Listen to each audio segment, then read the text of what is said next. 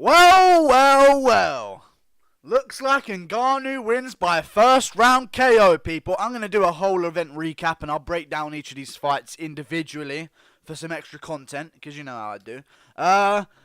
Yeah. What I say, man? What I say? What did I say? Come on. First round KO for Francis Ngannou. People are saying, oh, his knee blew out. But what you don't see is the beautiful shovel hook from Francis Ngannou crack Cain Velasquez on the chin. People are saying, oh, he fell down and then tore his knee out of place. How did he get down there in the first place? The beautifully timed shovel hook from Francis Ngannou straight on the chin. Everyone's looking for an excuse for why their hero has been dismantled in such a brutal fashion. But there is none. Francis Ngannou by KO in the first round. He's a beast. He's a beast, guy. I predicted it. I predicted it first perfectly. I said the first exchange, Francis is going to crack him coming in, and it's going to be all over. I predicted it perfectly, guys. I was 7 for 9 on these predictions. 7 out of 9 I got right. Cain Velasquez, people were saying he's a veteran, he's this, he's that. He has one more fight than Francis Ngannou. One more fight. And Francis Ngannou put him to sleep, man. Put him to sleep. Jesus. Didn't put him to sleep, actually. Not at all. TKO'd him, if anything. I don't know why it was called a KO. It wasn't a KO, it was a TKO, because Cain was still very conscious. But even still, people are trying to find an excuse for why Cain lost. The knee thing happened, yes. But how did the knee thing happen? The knee thing happened because Francis caught him with a nice shovel hook, and Cain dropped on his leg in a funny way. It's like saying when Gabriel Gonzaga fucking head kicked Mirko Krokop, oh, it's because his leg got twisted. No, the KO led to the leg getting twisted, you know? So, you know, it's just one of those things. I'm going to break down this fight in a bit more intricacy, but I thought that I'd get that one out of the way first, because people that are new to the channel don't want to hear me talk about fucking Stitch Albu, unless you do. Then we got James Vick versus Paul Felder as the co-main event. Can I go back on the main event? I wanted Cain Velasquez to win. I did a live stream. I said on the live stream, I want Cain Velasquez to win. I just know that Francis Ngannou's going to KO him in the first round. That's what I said. I want Cain to win. I'm a huge fan of Cain. But Francis Ngannou does what Francis Ngannou does. He cracks you on the chin, and how fucking good is Stipe Miocic now?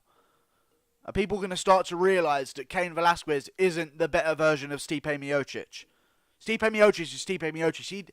Can we start giving him the credit that he deserves for beating Francis? When Stipe beat Francis, it was all on how bad Francis was. Not on how good Stipe was. No attention was paid to that. Can we give him that respect now? Moving on. Lightweight co-main event. I haven't had any fucking sleep, but I'm trying to keep the energy together. Paul Felder wins by decision, as I predicted as well. Great fight. Great fight. I said Paul Felder would either win by late TKO or he'd get the unanimous decision. He gets the unanimous decision, 30-27. Brutal. Paul Felder's amazing. He's amazing. We saw him. I think the fans were mainly alerted to him when he when he lost to Mike Perry by split decision, which arguably he could have won, and he broke his arm in the second round, the start of the second round. And I'll tell you, man, Paul Felder, a lot of people throw spinning elbows and spinning back fists, and they just don't fucking land. And they just keep throwing them. But Paul Felder, every time he threw a spinning attack, it landed. Other than his spinning wheel kicks, which are a whole different thing. But yeah, his spinning elbows, every time James Vick tried to close the distance with knees, every time Paul Felder cracked him easily. Yeah, and then he does the perfect thing. I don't give a shit about the fight. Paul Felder won. He won dominantly. James Vick needs to move up to 170. His chin can't handle it. The weight cut is too much for him. Now, Paul Felder on the post-fight interview. Perfect post-fight interview. I'm trying to remember what he said.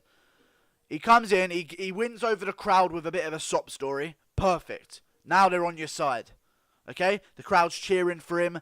Then he goes on to say, the Irish Dragon's coming for you. Good promo material for his next co-main event spot. If so, he gets it. And he called out the loser or the winner of Justin Gaethje or Edson Barbosa. And he's going to be commentating that fight. So the deal for the fight can be made in the octagon when he's interviewing the fighters. Perfect, Paul Felder. Perfect. He knows how the marketing system works. I think all this time spent behind the scenes has really opened his eyes on how he's going to get these fights. Women's strawweight, Boring fucking fight. Cynthia Calvillo won because she sucks Dana White's dick behind the scenes. We'll ignore that. Crone Gracie comes back. I predicted a submission win. I predicted also that Cynthia Calvillo would win, even though it was a close fight, and I don't know really who won. Honestly, I fell asleep during that fight. But whatever, the fight happened. I got that one right as well. Crone Gracie comes in, gets a submission in round 1. As I said, he would get the submission. Alex Caceres is just a bit of a journeyman. Obviously, his record doesn't speak the full story because he came into the UFC really early, and all of his fights have been in the UFC. You know, he didn't have the time to get like 10-0 outside of the organization or anything like that. But yeah, Alex Caceres, Crone Gracie does what a Gracie does, gets on his back, and there's just no escaping it. I don't know what Crone Gracie's going to do next, but seeing as he's at a featherweight, him versus Ryan Hall is a fight I'd love to see. I'd love to see that fight. Him versus Ryan Hall? Who wouldn't love to see that fight? Ryan Hall just came off that sick fucking ankle lock off of, what's it called? BJ Penn's. I forget the legend's name. Then you got welterweight, great fight. Barbarena versus Vincent Luque. Even though he's Spanish, Vincent Luque. He gets to finish, 5 seconds left. Barbarena was winning that fight. Obviously, Vincent Luque has him in a rear naked choke in the second round. Barbarena does everything to escape it. He just wanted the fight of the night bonus so bad that he just risked it all at the end and he got KO'd for it. He was up on the scorecards before the end of the fight. So, you know, I mean, he did get the fight of the night bonus. So, who's a real loser? Let's say he was getting 30 to show, 30 to win, which is arguable. He probably wasn't even getting 30 to show, 30 to win. 30 grand to show, 30 grand to win. Now he gets 30 grand to show, 50 grand to win. So, who the fuck cares if he lost? He got paid 20 extra grand. That's the way the sport works. Featherweight, Andre Fili versus Miles Jury.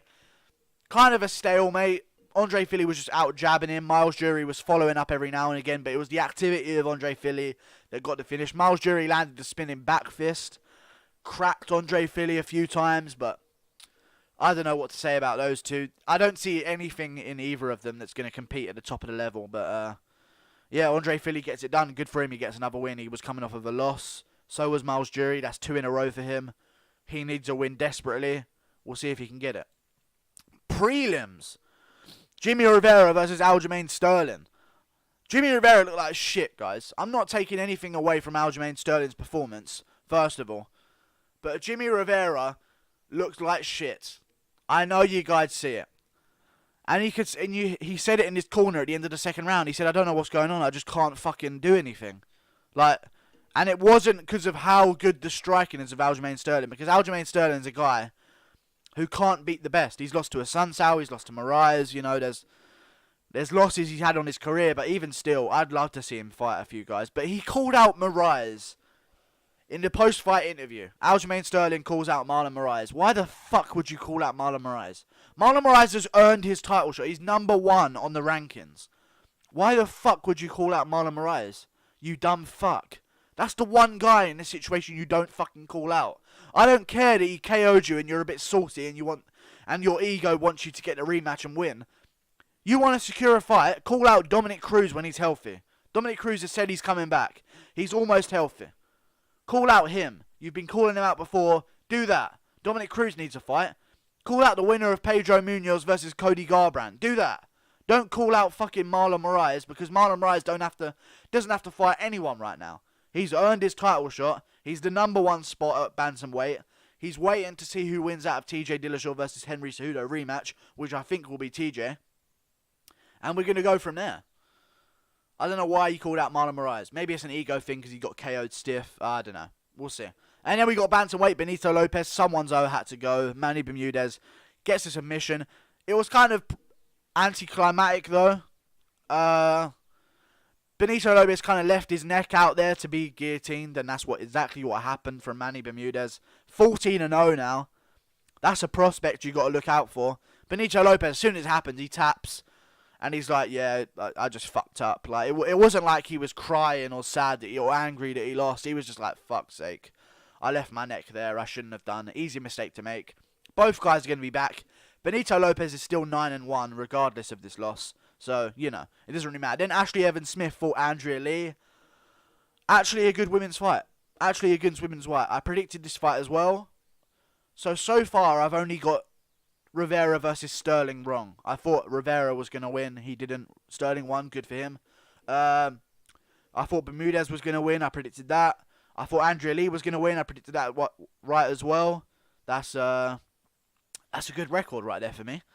Ashley Evans-Smith just didn't have the striking that Andrea Lee has. Actually a good female fighter, Andrea Lee. Actually a good female fighter. Can we please not rush her to a title shot? Let her kill a few more women that can't fight. Please. Don't rush her straight. Because I feel like the UFC is going to go, oh, you beat the number 10 ranked female. Here's Valentina Shevchenko. Please don't fucking do that, UFC. Let her have another 2 fights against top contenders. Please. Let her test herself. Because her striking is very nice. But her ground game is a bit iffy. A little bit iffy. She got controlled on the ground quite a bit. You know. I just think her striking is very nice. The way she throws her combos together. Obviously, there's no power behind them because she's female. But, like, the technique that she threw, the ripping to the body, everything. The following up with a body kick after her combos. It was nice to watch. And she's not a bad sight on the eyes as well. So, you know, enjoyable to watch. Then you got Scott Holtzman versus Nick Lentz. Nick Lentz just controlled him the whole fight. The striking was in Scott Holtzman's favour, but Nick Lentz just smushed him against the cage. Showed him what a veteran does, veteran tactics, smush him against the cage, control the clinch, take him down every now and again, wins the fight on unanimous decision, good fight. Renan Barão looked phenomenal against Luke Sanders, but I think he's just had his time. I think he was something like 32-1, and now he's 34-8. You know? It's just a bit rough for Renan Barão. I'll see you in Bellator. Because clearly USADA being here has taken a dive in your career. Because since USADA came in during the TJ Dillashaw fight, after the first TJ Dillashaw fight, you have not looked the same whatsoever. So, you know, go and have fun in Bellator, I guess. He looked good in this fight, though. Real good. But he just got cracked on the chin. He was staying in the pocket a bit too much. I was saying it on the live stream. Leave the pocket. When you're in the pocket against this guy, that's his only chance to win. When you're blasting him with kicks from range like you were, that's when you're controlling the fight. But Renan Barão got overconfident, stayed in the pocket, and that's what happens. He gets KO'd. Alexander Albu versus Emily Whitmire. The second fight that I got wrong on this card. I predicted Luke Sanders would win. But Emily Whitmire gets a submission immediately. Alexander Albu can't fight whatsoever. So, yeah. That's about it. And also, I was thoroughly disappointed. She is an Instagram catfish. I was disappointed by the way she looks. I mean, her ass as well. In the Instagram photos, it looks like she has the best ass in the game. That ass is non-existent in real life. But she does know how to angle a camera. So, you know, you got to give it to her. You know, that's rough. But, you know, good performance by Emily Whitmire. Immediately takes her down. Immediately gets a choke in and done. Rear naked. Done. Absolutely finished. Absolutely finished. Great stuff. Can we give Ngannou some respect? Can we stop coming up with excuses for why Cain Velasquez lost? He got clipped going for a lousy takedown against Francis Ngannou, dropped to the floor, twisted his knee in the process, and Ngannou followed up with strikes. When Cain Velasquez went down to the floor, he wasn't grabbing his leg. He wasn't grabbing his leg like, or anything like that. He went down and he covered up his head. He was hurt. He was concussed. And he said it in the post-fight interview in the octagon. He said, you know, I got caught going in. I got a bit too close for comfort. He knows what happened. Everyone else is trying to make excuses for him. Francis Ngannou versus Stipe 2. While DC holds up the whole division waiting for Brock Lesnar. Francis Ngannou versus Stipe Miocic 2. To decide the title contender that is next. I'd watch that shit. I'd watch that shit all day. Now, like and subscribe. Thank you for watching. I'm going to break down some of the main event stuff, the main and co-main event mainly, in a bit more detail. Yeah. Great shit. Good shit, UFC. That was a good card. I enjoyed it. Very nice. Like and subscribe. Thank you for watching the stream as well. It was enjoyable.